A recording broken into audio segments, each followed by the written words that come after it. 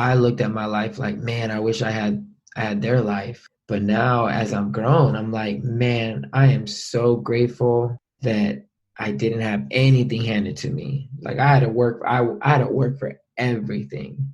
Granted, half of my work life was illegal because I used to be a little thug, but either way, my work ethic was there. I was the only thug or gangster that you knew that would rob people and then put the money in the bank.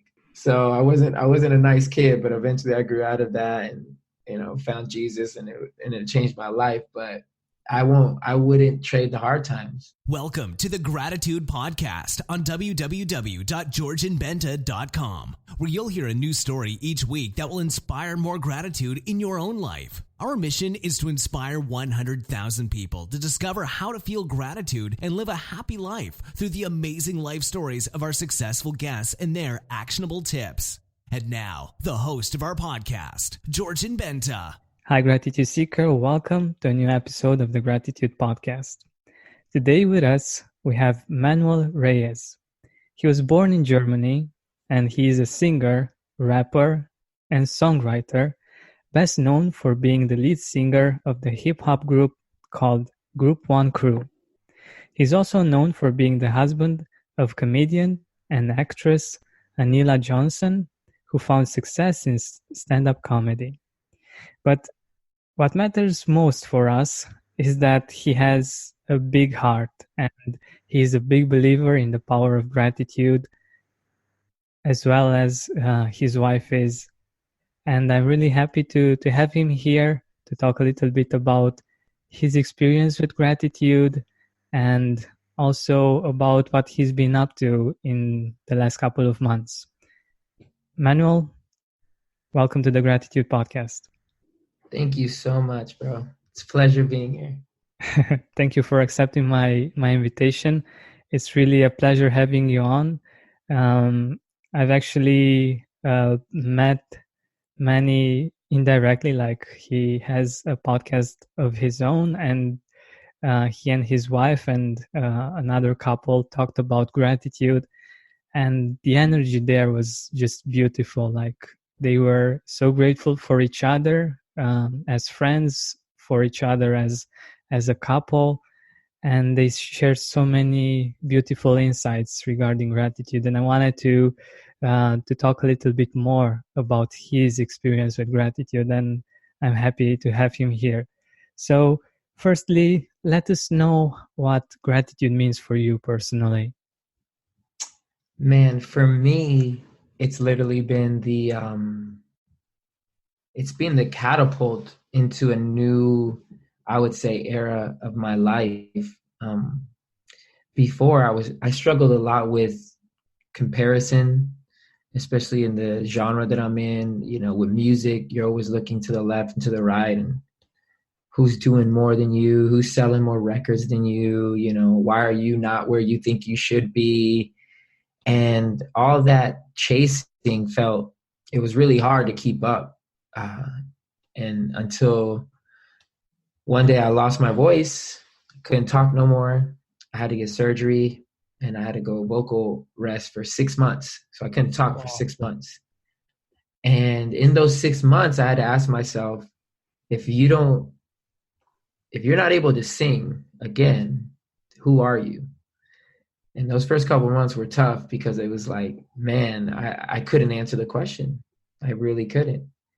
And then after a while, I started realizing as I had to stay quiet, all the beautiful things in life that I did have, despite me not being able to talk, I still had my health.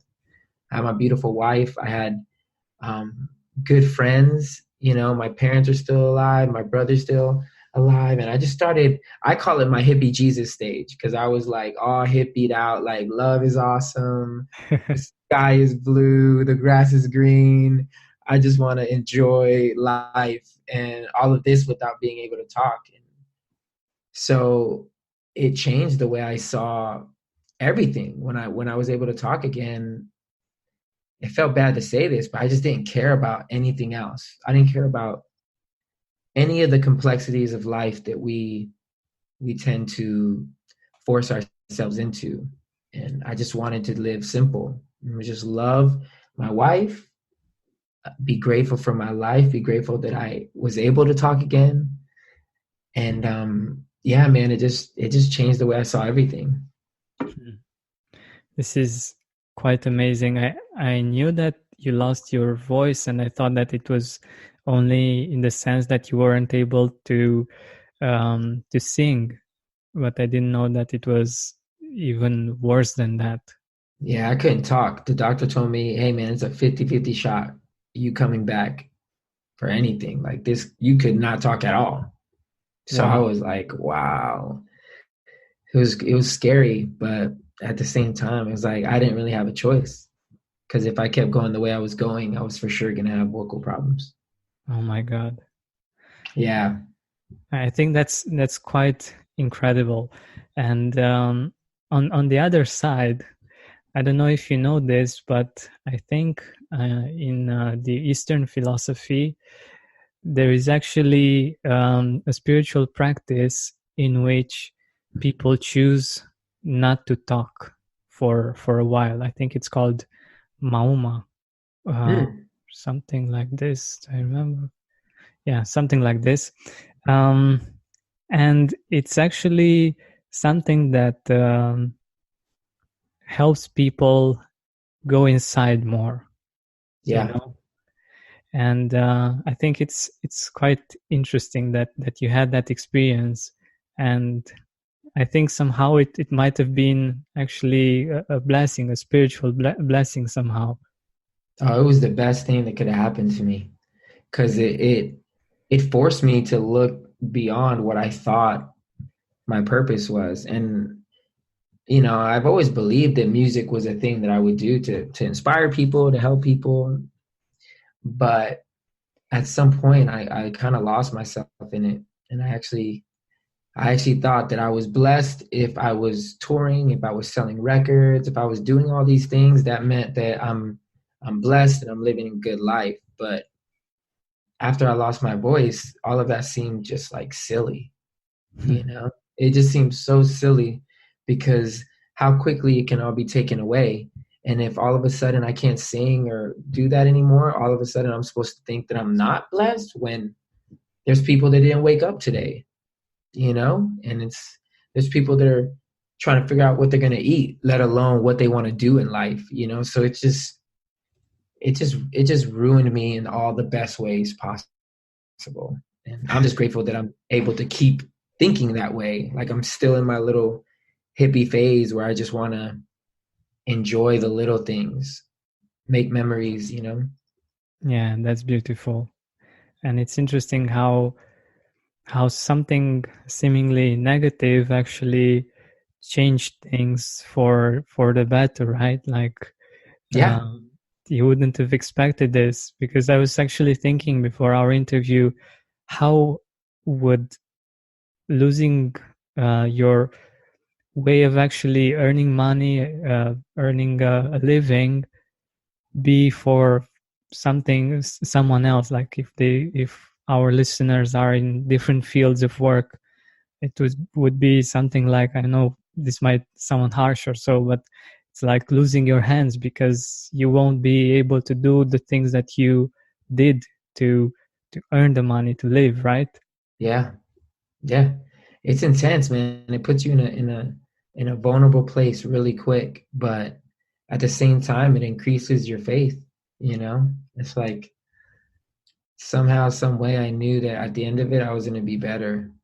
And now it's like on the other side of every hard trial that I've had has been this extreme growth that I just never could have predicted, to the point where I'm almost like not joyful in my trials, but kind of like excited as to what I'm going to learn.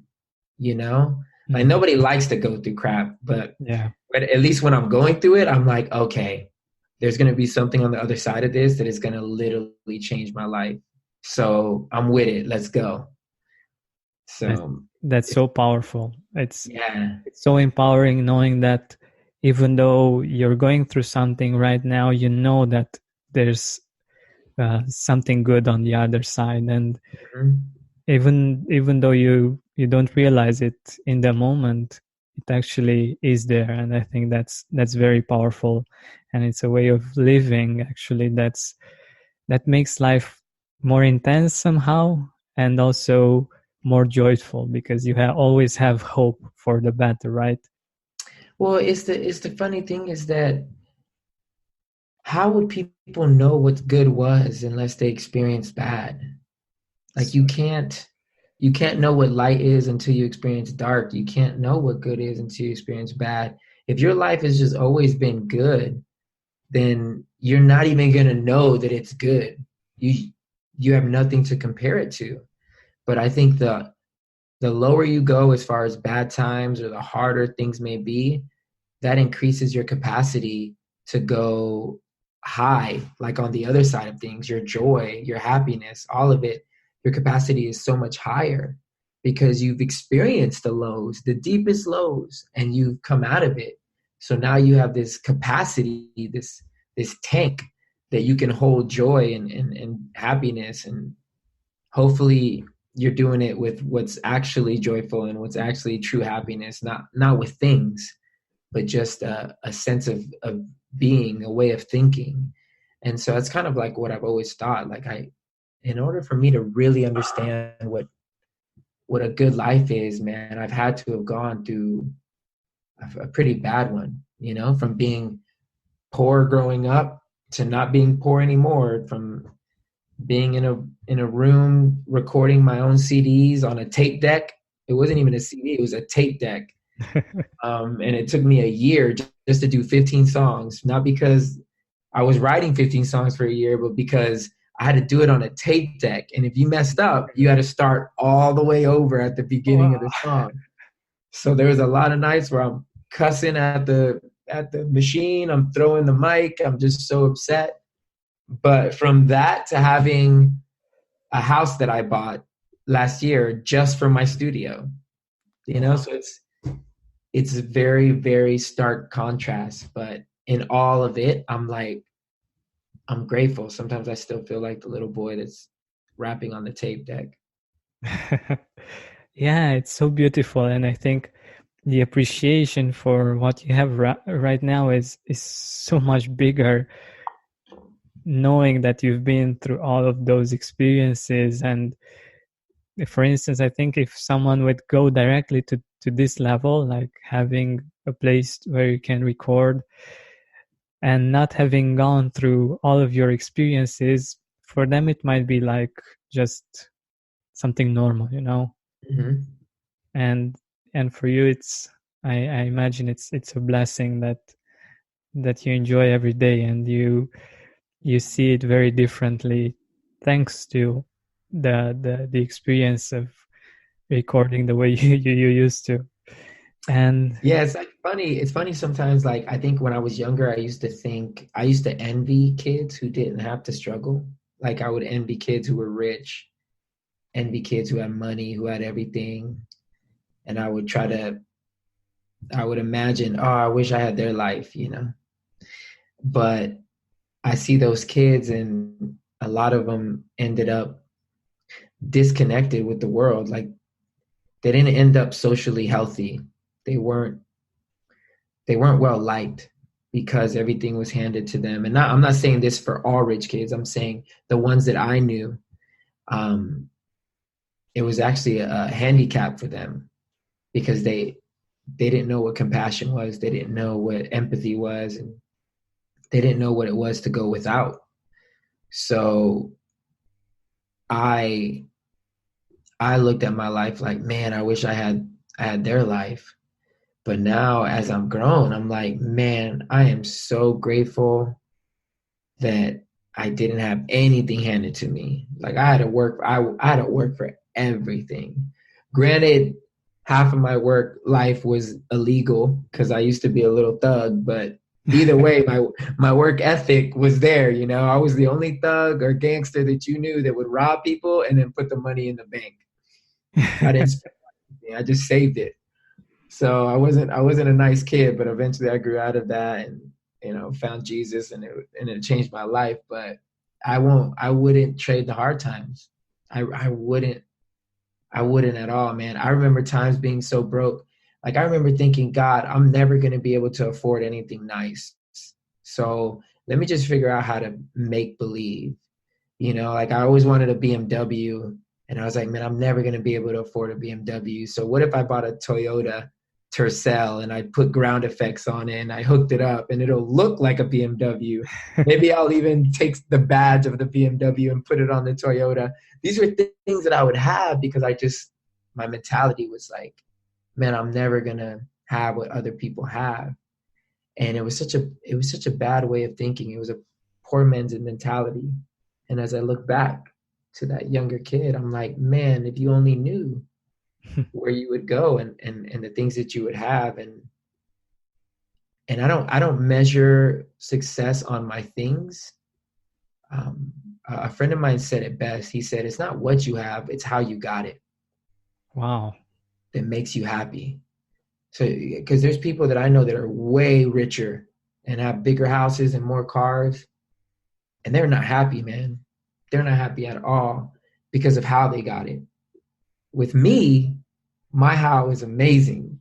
My how is filled with struggle and faith and God and prayer and lonely times and all these hard things. So where now I have this stuff, but I don't even care about it. Like it's fun, but I just don't think that when I lay my head down at night, it's not what I think about.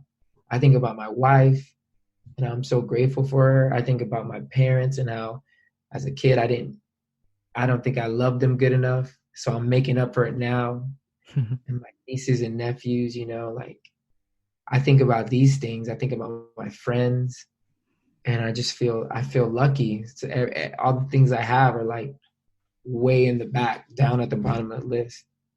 Yeah, but I think as you mentioned in your show, one of the things that physical abundance gets us is choices.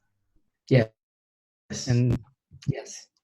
And I think that's very, very important to like I totally resonate with that because that's how I feel as well. Like the fact that you can choose to have an experience, it's not that it's just not for you, that you're not able to do it, but you can do it. Whether you do it or not, it's your choice, right? Yeah, the choice, man. That hit me like a ton of bricks, man. Because I was in a complaining stage. I was complaining so much, like, of what I didn't have. And then God brought me back to Bible college when I was there, and I was so broke, man. Like, the most expensive thing that would happen would, my girlfriend would take me to Subway. And I don't know if you have that in Romania, but Subway is just a sandwich shop. It's not anything fancy. And I used to eat just eggs and rice and tuna and rice and it was tough. But I remember the day I graduated college and somebody invited me out to eat and they were like, you want to go to this restaurant? And it was like a chain restaurant over here, like Fridays or Bennigan's, like they're all over the place. And I literally looked at them and I was like, I've never been there before. I don't know what you're talking about. And they were baffled because at this point I'm like 25, 26, and I've just never been there because I never had the money to go. And that day I realized, man, I get the choice. Like I can go to this restaurant or go to that restaurant, and to realize that was more than 90% of the world can do. I just felt real dumb for the complaining that I do and did. It just doesn't seem right, It doesn't seem right at all. So I just stay grateful because I don't want to lose it all. I feel like people who are ungrateful, they can't manifest wealth. They can't manifest long lasting wealth. And what I mean by wealth is I mean physical wealth and mental wealth and healthy, like all that. It's hard to manifest it when you're ungrateful because nobody wants to be around people who are ungrateful. Nobody does.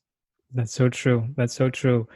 And I've seen gratitude being very useful in the situations in which we are hit and life is hard, but also in the situations where we are blessed with different things, with different people. And I think too that it's one of the best ways of keeping the wealth that we have, whether that's relationships, appreciating relationships, appreciating people, and also things, and the lifestyle that we get to have and the choices that we get to make. The fact that we appreciate that, it keeps them close, and being ungrateful for the life that we have actually gets them far from us. And yeah, I think that's a really good point. But I also wanted to ask you something. You mentioned you yourself as a child, and I wanted to ask you, what would your message be for your younger self about gratitude? I think my message to the younger me would be, don't look to the left or to the right. Comparison is the killer of all creativity. You know, the younger me was born to be creative. He was born to be a leader. But when you look to the left and to the right and you compare yourself, you end up killing the creative energy that's in your heart, that's in your life, because you measure yourself up to other people, and you're always going to fall short because their road is not your road. It's never going to be your road.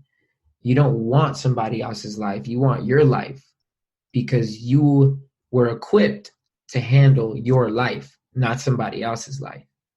So I would tell him, be grateful for where you're at, and know that where you're at is where you're supposed to be.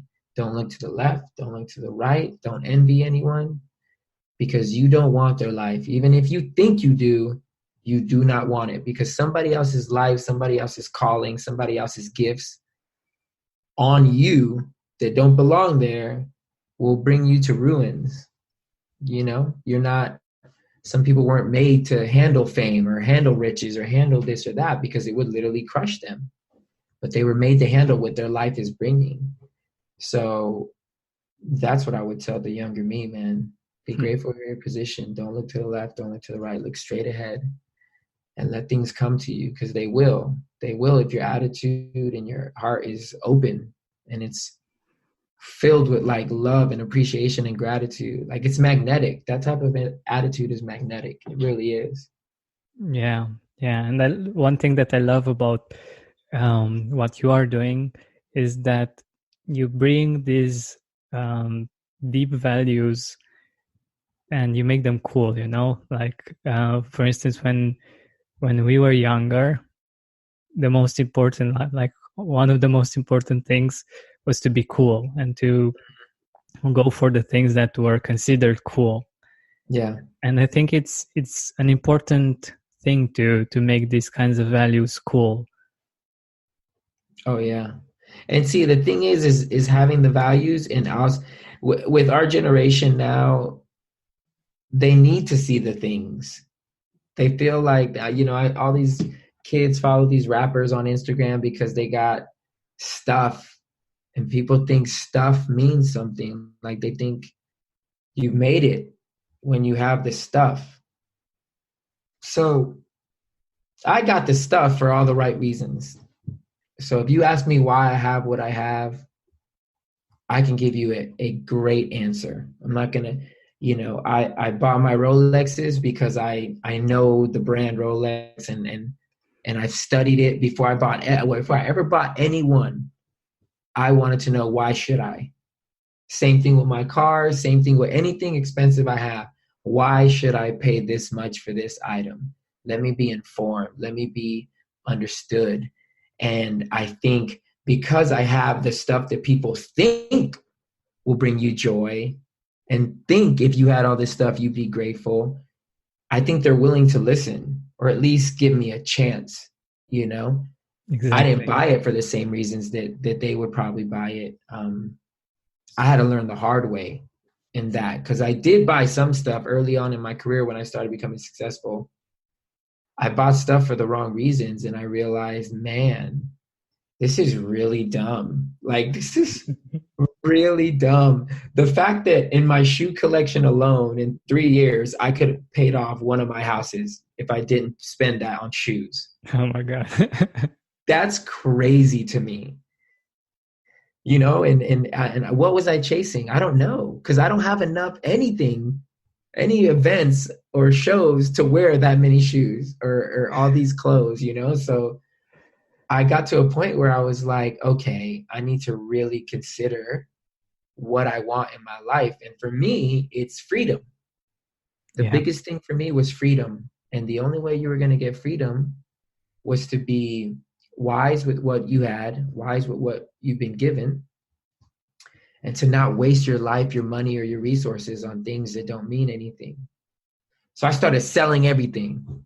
I started selling everything in my closet. I kid you not.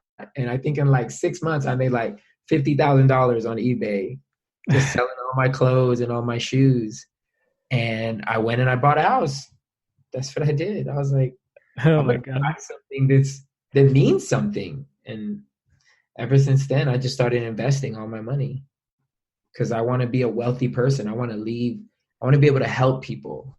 I don't want to be able to show you how many things I have. I want to be able to help people, you know? Exactly. And I think that's amazing. Like, indeed, I've seen it myself through my own experience, and I'm seeing this with other young people, that what they see, like the physical manifestation of success, is what catches their eyes. And I think it's the best way to be there where their attention is, and um, to instill values that are deeper Yes. coming from that. And I think that's very powerful, and I love how you put it. Well, I mean, because I don't want to downplay nice things. Like I like nice things. Like no We doubt. all do. Yeah, we all nice quality things, you know. It was just about the why and the how. Why are you buying it? You know, when I bought my gold Rolex, I thought everybody was gonna think I was the man. You know, like $40,000 watch. I arrived. I'm here. Man, I've had that watch for 3 years, and I have not had one person compliment me on that watch out in public. Not one person has said, nice watch. And I laugh because I think that's God. I think it is. Because God's like, you ain't special, bro. You ain't special. Like, you're special beyond that watch. Yeah, exactly. Who that person is that owns the watch, that's what's special. And more people will stop you than for your dumb watch. And now I don't even care about the watch. I wear it the same way. I have 3 Rolexes, and I collect watches. My last watch I bought was this watch called Shinola, which is a watch made here in Detroit. It was $500. And that was the last watch I bought because I'm like, man, I don't need no Rolex to make myself look good. I'm just going to buy this nice watch, $500, which is still a lot of money. It's a good watch. It's American made. And I wear it just as confidently as I wear my $40,000 watch. You know, it doesn't matter. To me, it's like what I have to offer, what makes me rich is what's inside of my heart, what I can give people, the knowledge, the wisdom, the compassion, the love, you know, like that's why I think I'm one of the richest people in the world. Yeah, exactly. And the art, the fact that you are able to use your creativity in a positive way, and to inspire people, to get people to feel things. And I think that's a blessing, and it's something very beautiful that you've been able to do for this world. And I think that's another important part of this. Oh yeah, I agree. So we're nearing the end of our time together, and I wanted to ask you, who in your life are you grateful for? Like, who are the people that have really made a difference in your life that you would like to mention? Well, man, first and foremost, I'm incredibly grateful for my parents. You know, I wish I would have appreciated them sooner in life. Now I think my parents are the coolest people ever. And I love that my mom stayed home to raise me, and that my dad was always the loudest guy at any basketball or baseball game I was at. like they're just for me, Even when I started doing music, my mom, was selling my shirts and my CDs to her friends, and her friends don't even speak English, but she was selling them. So, I mean, I'm just grateful for them and how they love me. And I'm grateful for my real friends that have stuck by me, even though I'm incredibly imperfect and can occasionally be hard to deal with. I have a good handful of best friends that have stuck by me and that have loved me unconditionally. And I'm grateful for my wife who holds me down, never makes me feel less than. And even though I've gone through ups and downs with my career, it doesn't faze her. She just sees the greatness in me, and it makes me feel like, okay, I can be great, And yeah, man, I can go on and on. I'm grateful for every person that listens to my podcast, or any person that listens to your podcast. People actually will listen and want to hear, and I'm just grateful. Because you just never know what one person you're affecting. They could be the next Bill Gates or the next, whoever. You just never know. Yeah, that's so true. That's so true. And I loved one thing that you mentioned very much, knowing that sometimes we're not easy to handle and that we have people that are there for us in spite of that. And I think it's a very beautiful perspective. And one way or another, we all have our issues, our things that might not be very easy for the people around us to handle. And the fact that they are still there, I think it's a wonderful reason to feel grateful. Yeah, I agree. Thank you to everyone who is still there for me. I appreciate it. Yeah, definitely. So let us know a little bit about how our listeners can listen to your podcast, where they can find it, how it's called. Yeah, it's on everywhere you go, Stitcher, Apple, Spotify, everywhere you can hear a podcast. And it's called Nights at the Round Table, and it's spelled Nights instead of Knights. So it's just me and my friends sipping wine, breaking bread, and just talking real life, faith, love, all that good stuff. But it's Nights at the Round Table Pod is the full name. So Nights at the Round Table Pod is where you'll find us on Twitter, Instagram, YouTube. You can look for it as well. And yeah, if you want any of my music, or you can just follow me at Manwell Reyes on Instagram, and it's spelled Manwell, like this man is doing well.